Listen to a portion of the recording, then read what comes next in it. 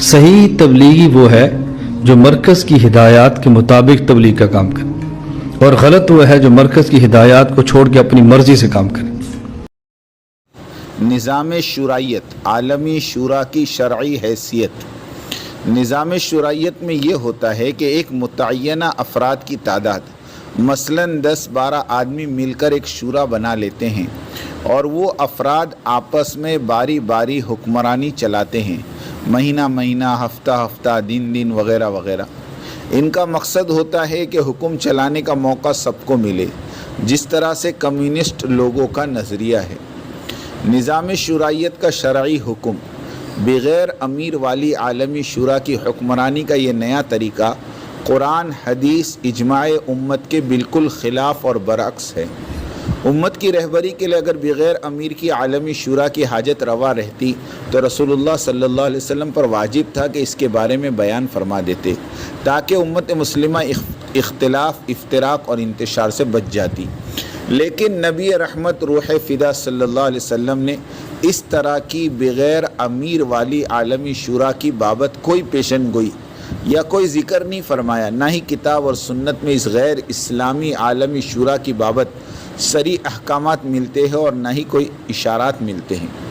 حضرات صحابہ جو عشاق رسول تھے، اپنے نبی کی ہر ادا اور عمل کو تلاش کر کے اسے محفوظ کرنے والے تھے، ان کے بعد ائمہ مجتہدین اور محدثین اور تاریخ اسلام کے مورخین، ان سب کے دل و دماغ سے بغیر امیر والی عالمی شورا کا سنہرا باب کیسے گم ہو گیا؟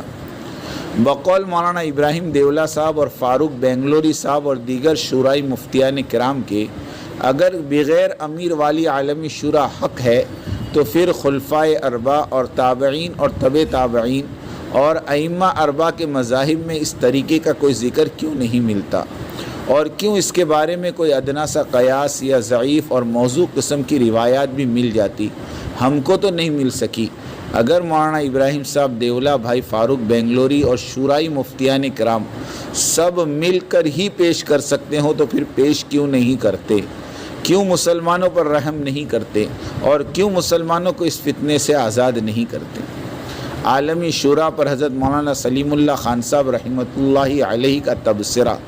حضرت اقدس مولانا سلیم اللہ خان صاحب نور اللہ مرقدہ نے اپنے مکتوب 21 محرم مطابق 23 اکتوبر سن 2016 میں جو لوگ مرکز نظام الدین کی مخالفت کر کے اپنی علیحدہ سے عالمی شورا نام کی تنظیم بنا لی اور اپنے حق ہونے کا پروپیگنڈا کرنے لگے، تو حضرت نے انہیں اپنے مکتوب میں لکھا اور فرمایا کہ شورائیت کی بنیاد منامات یعنی خوابوں اور مکاشفات پر ہے، نہ کہ قرآن شریف اور حدیث کی بنیاد پر، اور خبردار کیا کہ تم منامات اور مکاشفات کو بنیاد بنا کر دعوت و تبلیغ کا کام مت کرو، ورنہ حشر برا ہوگا۔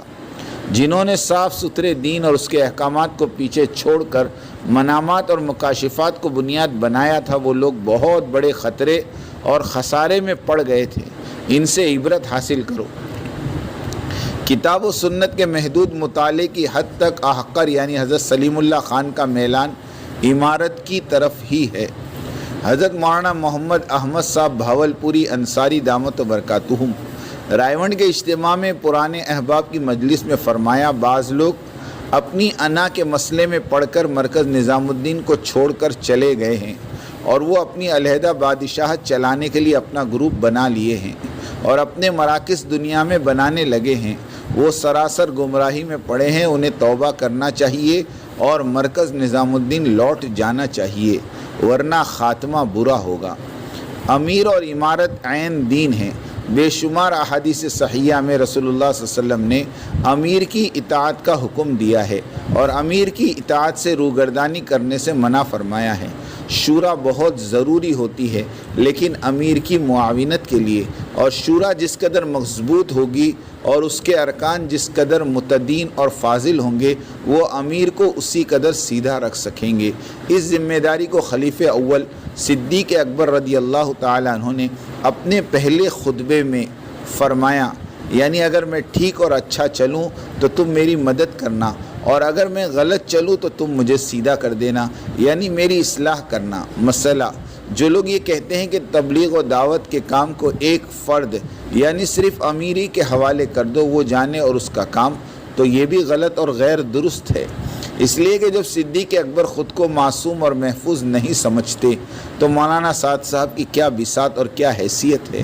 اس کے لیے مضبوط شورا ان کے ساتھ ہو جو شرعی امور سے واقف ہو، دعوت و تبلیغ کے کام کا تفقع اور حکمتوں سے بھی سرفراز ہوں، اور مخلص ہوں، اور قومیت لسانیت کے شرک سے پاک اور صاف ہوں۔ اور الحمدللہ کہ ایسی پاک صاف شورا مرکز نظام الدین میں مولانا سعد صاحب کے ساتھ موجود ہے۔ سوائے اس کے کہ اس شورا کے 2 ساتھی مرکز نظام الدین چھوڑ کر خود سے چلے گئے، یعنی مولانا ابراہیم دیولہ اور جناب احمد لاٹ صاحب۔ یہ دونوں احباب جب بھی مرکز نظام الدین واپس جائیں گے وہ مرکز نظام الدین کی شورا کے ممبر ہی رہیں گے، اور یہ حق ان سے کوئی نہیں چھین سکتا۔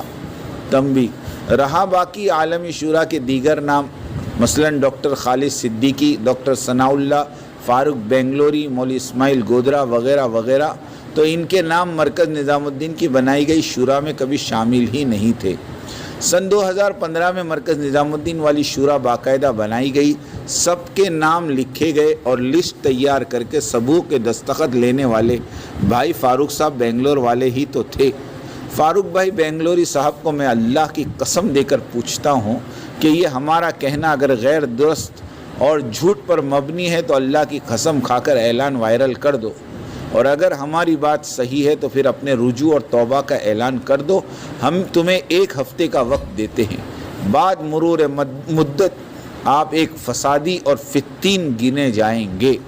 اگر فاروق بھائی صاحب اس حقیقت اور امانت والی بات کو چھپائے اور بیان نہ کرے تو اللہ آپ کے ایمان اور اسلام کو کبھی قبول نہ کرے، اور ان کو اعمال کو آپ کے منہ پر مار دے، اس لیے کہ سارا فتنہ دنیا بھر میں اسی شورا کے نام پر بھائی فاروق ہی کا برپا کیا ہوا ہے۔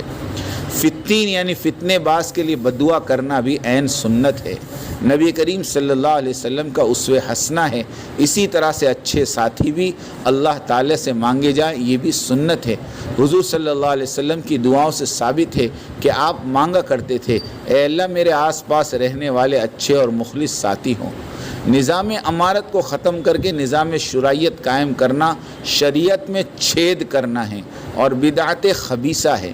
فرمان نبی صلی اللہ علیہ وسلم ہے، میں تم کو وصیت کرتا ہوں اللہ کے ڈر کی اور امیر کی سننے کی، اس کی اطاعت کی، چاہے وہ امیر تمہارا حبشی غلام ہی کیوں نہ ہو۔ میرے بعد تم میں سے جو جیے گا وہ بہت سے اختلافات دیکھے گا، بس تم میری سنت اور میرے خلفائے راشدین کی پیروی کرو اور اسے مضبوطی کے ساتھ لازم پکڑو، اور خبردار بچو دین میں نئے کام اور نئے باتوں سے، بس ہر نیا کام اور نئی بات بدعت ہے اور ہر بدعت گمراہی ہے۔ اور دوسری روایت میں یہ بھی اضافہ ہے کہ ہر گمراہی جہنم میں لے جائے گی۔ فائدہ، امارت والا کام قدیم ہے اور شرعیت کا نظریہ جدید ہونے کی وجہ سے بدعت اور گمراہی ہے۔ مسئلہ، جس کسی نے بھی جان بوجھ کر امارت کو رد کیا اور عالمی شورا کو قبول کیا، دراصل اس نے قرآن، حدیث اور اجماع کا انکار کیا، اور قرآن حدیث کی روح سے وہ باغی ہوا، اور باغی کی سزا جہنم ہے۔ اس کے دلائل ملحوظ فرمائیں۔ افحکم الجاہلیت یبغون ومن احسن من اللہ حکما لقوم یوقنون، کیا یہ لوگ پھر سے جاہلیت کا فیصلہ چاہتے ہیں؟ یقین رکھنے والے لوگوں کے لیے اللہ سے بہتر فیصلہ اور حکم کرنے والا کون ہے؟ تفسیر، قرآن اور حدیث کے سوا سب جاہلیت ہے۔ کیا یہ اب بھی ہدایت کی روشنی چھوڑ کر جاہلیت کے متلاشی اور طالب ہے؟ یہ استفہام انکار اور توبیخ کے لیے ہے، اور فا لفظ مقدر پر عطف ہے، اور معنی ہے یعرضون عن حکمک بما انزل اللہ علیک وَيَتَوَلَّوْنَ عَنْهُ يَبْتَغُونَ حُکْمَ الْجَاہِلِیَّہ، اے حبیب تیرے اس فیصلے سے جو اللہ نے تجھ پر نازل کیا ہے یہ اعراض کرتے ہیں، پیٹ پھیرتے ہیں اور جاہلیت کے طریقوں کے متلاشی ہیں۔ فرمان نبی صلی اللہ علیہ وسلم ہے، اللہ تعالیٰ کو سب سے زیادہ ناپسندیدہ وہ شخص ہے جو اسلام میں جاہلیت کے طریقے کا متلاشی ہو، اور دوسرا وہ شخص جو ناحق کسی کا لہو بہانے کا طالب ہو۔ مذکورہ بالا آیات قرآنی اور حدیث کی روشنی میں عالمی شورا کا قیام بالکل غیر اسلامی ہے، اور اس کے اصول اور ترتیب کار سب کا سب کمیونزم اور لینن اور اسٹالین کی جاہلیت کا بھرپور طریقہ ہے۔ مسئلہ یہ کہنا بھی کفر ہے کہ سابقین کا دین بعد والوں کے لیے دشوار ہے، یہ کہنا بھی کفر ہے کہ سابقین کا دین بعد والوں کے لیے دشوار ہے۔ الا یعلم من خلق وهو اللطیف الخبیر، کیا وہی اللہ نہ جانے کہ جس نے پیدا کیا ہو پھر وہ باریک بین اور باخبر بھی ہو۔ تفسیر، سینوں اور دلوں اور ان میں پیدا ہونے والے خیالات سب کا خالق اللہ ہی ہے، تو کیا وہ اپنی مخلوق سے بے خبر رہ سکتا ہے؟ یہ استفہام انکار کے لیے، یعنی اللہ تعالیٰ بندوں سے بے خبر نہیں ہے، وہ لطیف ہے، یعنی جس کا علم اتنا لطیف ہے کہ دلوں میں پرورش پانے والی باتوں کو بھی وہ جانتا ہے۔ اللہ تعالیٰ کو اس بات کی خبر ہے کہ بندوں میں اتنی صلاحیت ضرور ہے کہ وہ اللہ کے دین پر چل سکے، اس لیے اس نے دین اسلام پر عمل کرنا سب پر فرض کیا ہے، چاہے وہ مسلمان سابقین اولین کے دور کا ہو یا قرب قیامت کے زمانے کا۔ فرمان نبوی، میرا دین بارش کی طرح ہے، مجھے معلوم نہیں کہ پہلی فصل بہتر ہوگی یا آخری۔ دوسری صحیح حدیث میں ہے کہ بعد میں آنے والوں کو ان کے نیک کاموں کا اجر 50 صحابہ کے برابر ملے گا، یعنی مسلمانوں میں عمل کرنے کی استعداد ہے، تبھی تو اللہ تعالیٰ نے وہی احکامات بعد والوں پر بھی فرض فرمائے جو اولین اور سابقین کے لیے تھے۔ شورائیت والوں کا اپنی طرف سے طے کردہ نظام عالمی شورا باطل اور کفر ہے۔ وَمَن لَّمْ يَحْكُم بِمَا أَنزَلَ اللَّهُ فَأُولَٰئِكَ هُمُ الْكَافِرُونَ، جو لوگ اللہ کی اتاری ہوئی وحی کے ساتھ فیصلے نہ کریں تو وہ پورے اور پختہ کافر ہیں۔ فتاویٰ کی کتاب ان عبارتوں سے بھری ہوئی ہے۔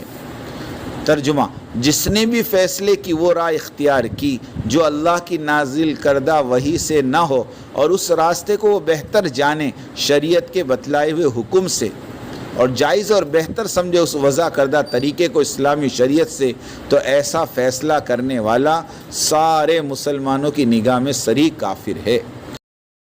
ہم عالمی شورا والوں سے بس ایک سوال کرتے ہیں۔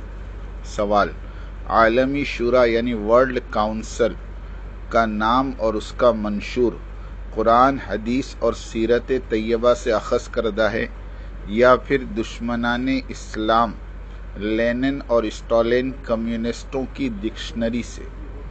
اگر یہ غیر اسلامی نظریہ ہے تو پھر اسے کیوں اپنایا جا رہا ہے؟ پہلے اس کی وضاحت کریں۔ اگر تمہیں واقعتاً امت مسلمہ کے ساتھ رمق برابر بھی ہمدردی ہے تو پہلے اس کا جواب دو۔ بعد کی باتیں تو دوسرے درجے کی حیثیت رکھتی ہیں، ہمیں ان سے کوئی سروکار نہیں، ہم جواب کے منتظر رہیں گے۔